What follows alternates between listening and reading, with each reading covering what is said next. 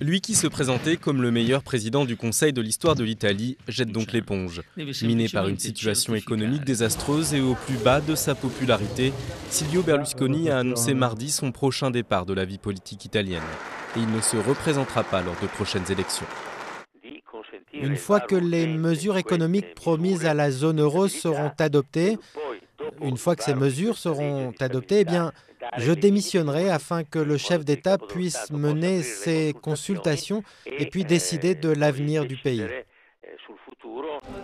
Le Cavaliere ne partira peut-être pas avant la fin novembre, échéance actuelle fixée pour l'adoption au Parlement des mesures économiques voulues par l'Union européenne.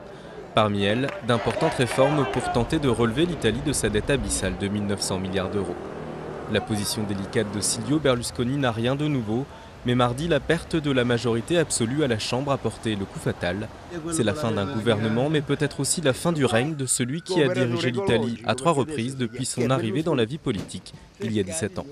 Je ne crois pas qu'il va vraiment démissionner. C'est un bandit et les bandits ne démissionnent jamais. J'espère qu'avec lui, nous aurons quelqu'un avec un peu plus de cerveau, qui soit capable de résoudre nos problèmes, parce qu'ils sont très graves. Homme charismatique, milliardaire, ancien vendeur d'aspirateurs, chanteur et animateur de boîtes de nuit, Berlusconi est aussi le premier chef de gouvernement à posséder un club de football, le Milan AC. Le public est aussi familier de ses gaffes à répétition, comme lorsqu'il dit de Barack Obama en 2008 qu'il est bronzé. Il est aussi le premier président du Conseil en exercice à être poursuivi par la justice.